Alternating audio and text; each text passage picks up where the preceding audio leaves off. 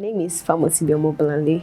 I am the creative designer for OBS Luxury, and I came up with OBS Luxury. I came up with a name. OBS Luxury simply means Omobolanle Luxury. Omobolanle is luxury, so that's the plain meaning for OBS Luxury. But then I came up with OBS Luxury because I knew there were lots of people that are in my business line, but then I picked the luxury part of this because I wanted to do something better. I wanted to give people quality. I wanted to do something very close to what we buy from overseas. So OBS Luxury simply means Omobolanle's luxury. And then I think I picked that because I used to have this, I would call her a distance mentor. She didn't know she was mentoring me in some ways because she's also into leather business like this. And I met her when I was working back then, and she had a brand too, and it was close to this. So I was like, okay, she's inspiring me. Let me just do something very close to that. That's how I picked the name, because she had something like that also. That's how I picked the name. I'm a graduate of Olabisi Onabanjo University. I studied mass communication, and I have two beautiful sisters and a brother. And my background has been good. Yes, has been pretty good, because I've always loved learning skills. I've always loved doing something. I've always been, even right from my secondary school, I've always tried to do something that involves business or exchange or something. So from secondary school, I've been doing things. But even in my university, I've been always ensure that I, learn something, learn skill, and then do business. Anything business has actually been what I enjoyed.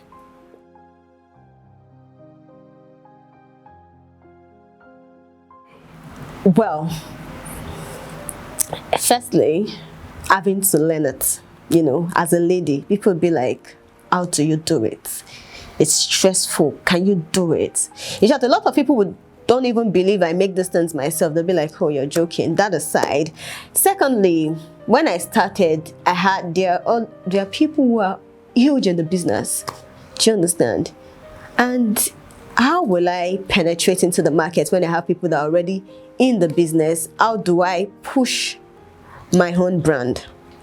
That was challenging, because I feel like people prefer to buy from people that already has the name, than buying from startups.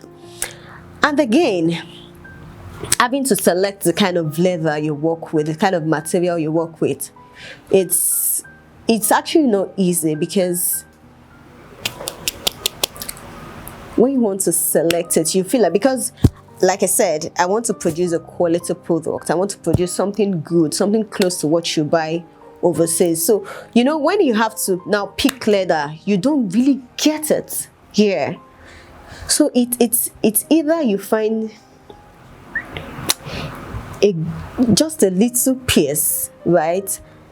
And the rest is just, they call them synthetic materials and all that. And again, how do you tell people that, okay, A sells for this amount and I am selling for this amount? How do you tell people that my quality is different from this? They just believe this person is making it, so why is it just more expensive? So that's a challenge. That's a challenge where you have to tell people that, okay, I'm giving you a better material, better quality than B to get. And then,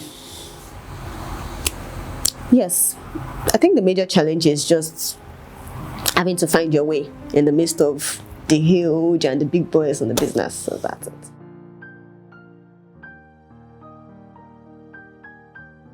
Firstly, you need to think about what you want to do, right? The design you want to do, the pattern you want to, then you sketch out your pattern. After sketching out your pattern, you could cut your sew. Although some people use ready-made sews, but I don't, because I prefer to build my stuff from the scratch. So After cutting out your pattern on a piece of paper, a card paper, you transfer it to your leather, right? That aside, then you can build your sole by cutting out the shape of the sole. Cut out the shape of the sole. After cutting out the shape of the sole, I don't know if do I have to put it step by step, or I could just like I am. Yeah. Okay, so like I said, you need to know what design you want to do. Cut the pattern of that design. After cutting the pattern, that is a separate part. You cut your sole. Then after cutting your sole, you put your insole. You cut your insole as well. After cutting your insole, your top heel. There are different measurements for guys, and there's a different measurement for a lady. You cut your top sole, then you gum them together, put them together, and eat it. I don't know how to explain it better for you, but that's just the process.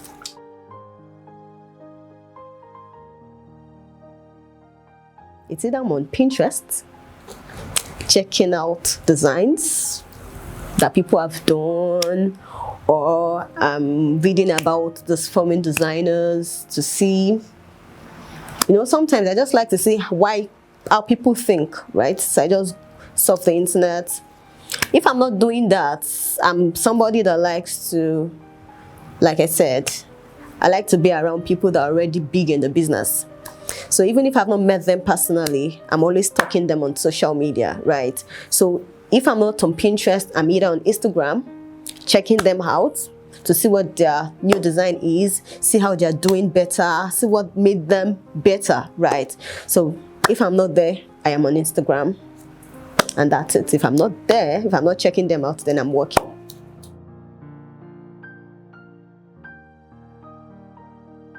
My greatest achievement, let me just say, is that the brand is still in existence, because that's an achievement. Honestly, that is an achievement, that the brand is in existence, because the challenge you go through, sometimes you starting a business and there's no sale, or people doubting the fact that you can make it, and these challenges would make a lot of people want to back out. And a lot of people will be like, oh, there are too many people in the business. Oh, I can't survive. Let me just. But for the brand, for OBS to still be in existence, it's an achievement. Even if we don't have that huge customer base, but then people still talk about OBS. 1 or 2 people still buy from OBS. That's an achievement. We hope for better days or so. Let me say.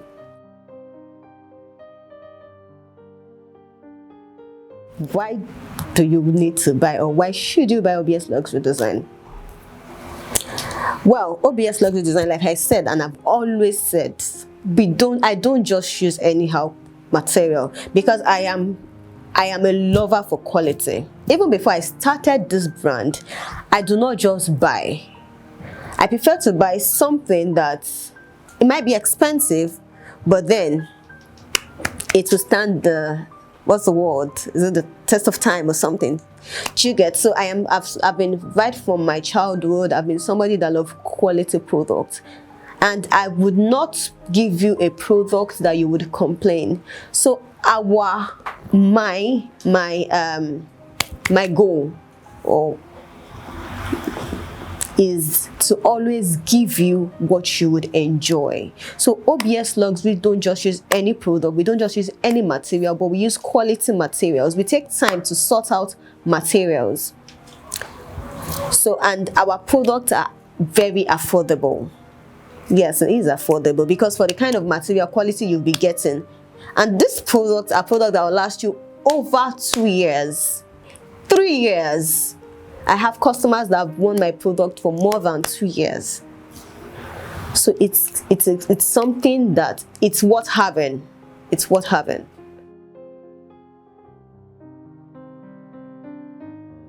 What I can make is, because of the type of business it is, sometimes you make. Do you want me to give you a figure? Yeah. In a good month, honestly. I'm still going to record this again, because I want to be really, really plain. But in a good month, right, you can make maybe 200 or more than, because sometimes even in a week you could get orders that are over 100 just in a week, right? So you cannot tell. Sometimes it is, sometimes. So I wouldn't say there's a good month. I wouldn't say, because if 200 is a good month today, next month 500 might be, you know. So it's, I cannot just say this is a good month, but every month is a good month.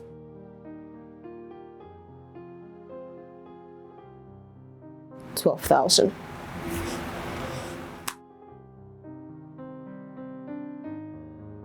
It's really challenging, because even if we say, or I say, that our products are locally, you know, sorted, even what we call locally sorted is even still imported.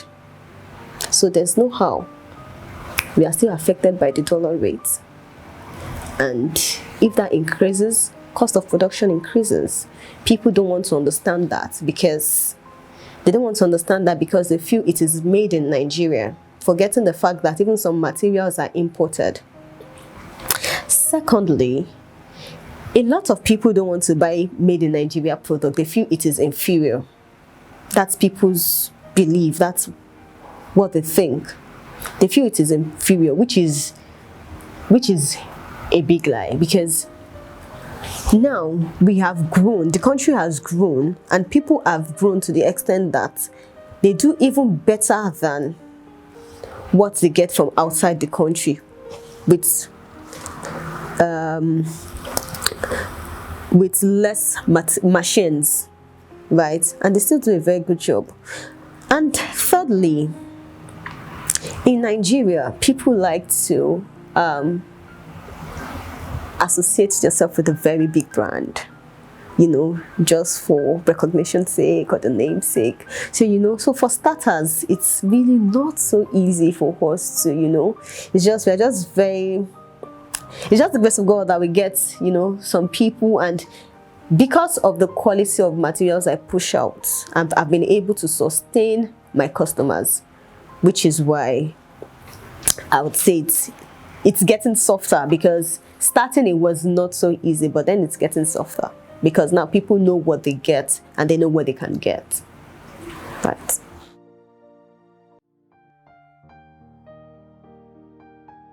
I think there are now loans that they give to entrepreneurs and all that and all that. So I think Nigerian government is actually trying.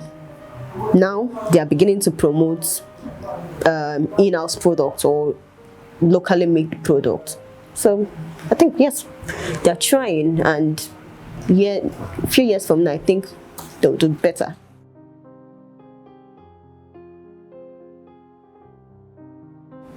That's soft loan, yes. Then I would even do more of, I would make sure that people are encouraged to go into this locally made line of business. I would make sure that people acquire more skill than, yes, education is important, but then it's important to have skills also. So I would make sure as a government, I push that out more. I could even ensure that people get access to this skill, these skills, even cheap or free, right? Then I would ensure that materials, you know, when you help entrepreneurs, aside from the loan, you could also help in, you know, importing those machines and all that. So I could make loans easy for them to get, so they could start the business, and then push the fact that they need to, you know, learn more skills to help the country.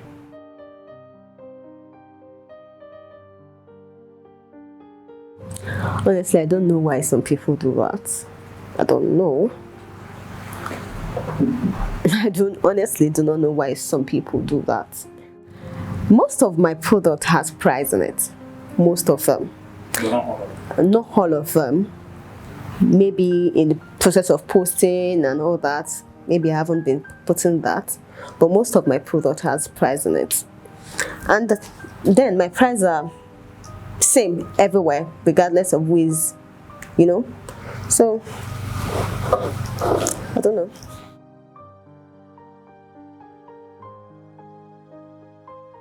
A lot of time, oftentimes, people post products of what they don't have.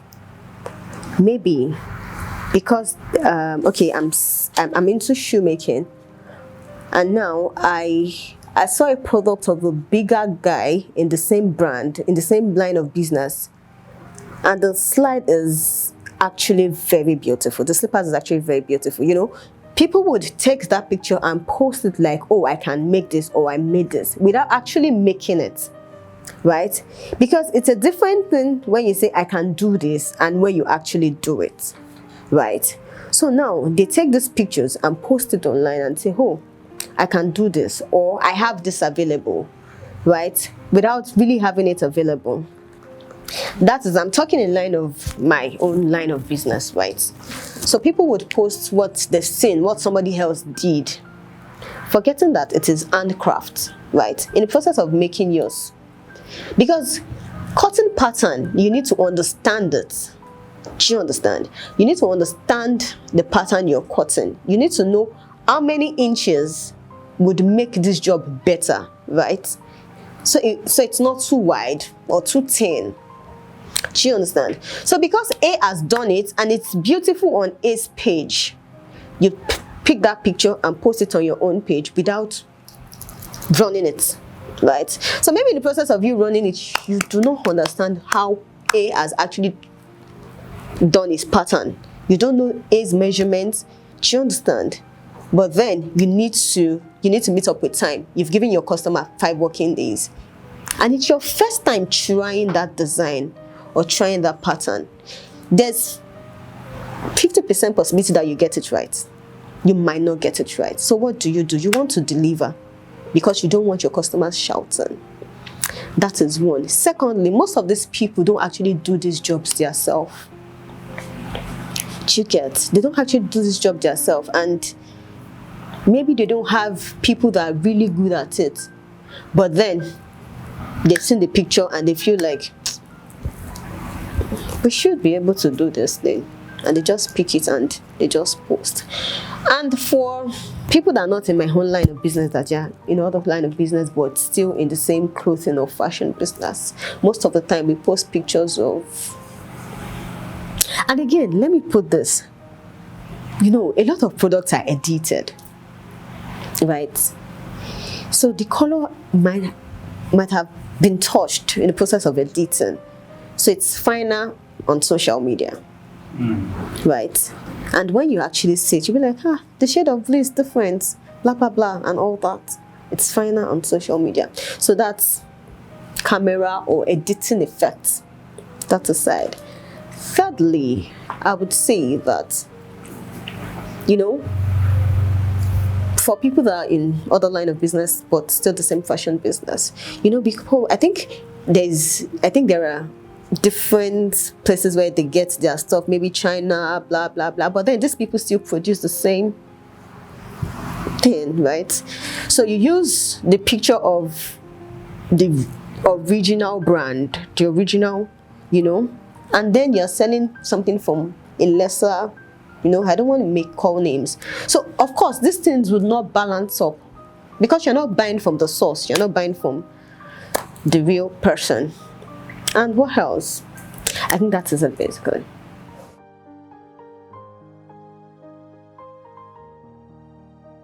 Honestly, I would like to tell people that what you get from outside the country, you can also get the same thing here in Nigeria, because there are good people, good hands that do things that you cannot even imagine. So you shouldn't downprice us because you feel, oh, this product is made in Nigeria, because there are a lot of people that they could actually buy something with a good amount of money, right? Because it's a foreign product, and you want to buy it for cheap because it's made in Nigeria, right? But at the end of it all, you're getting the same quality, if not better, right? If not better. And now, how do you want these people to grow? How do you want us to grow? If I'm calling my product for this amount, just because, oh, quality leathers are expensive and I need to give you what you would enjoy, and you're downpricing me, a lot of people would rather go for the inferior materials. And then you'd be like, oh, I bought this and it's not good. How much did you pay for it? Do you understand? So people should they should understand the fact that even if with quality made in Nigeria, we buy products that are imported also, and prices fluctuate. You get? And of course, they should please ensure that they pay well for products, because they are getting almost the same quality. And secondly, they should please support starters, right? Because the big boy up there started here, right? And even starters are giving you just the same quality that the big boys are giving, if not better. So we can support.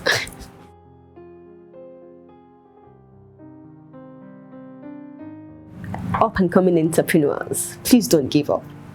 Please do not give up. Consistency is key. Just do it. Start from wherever, because I remember that when I started, I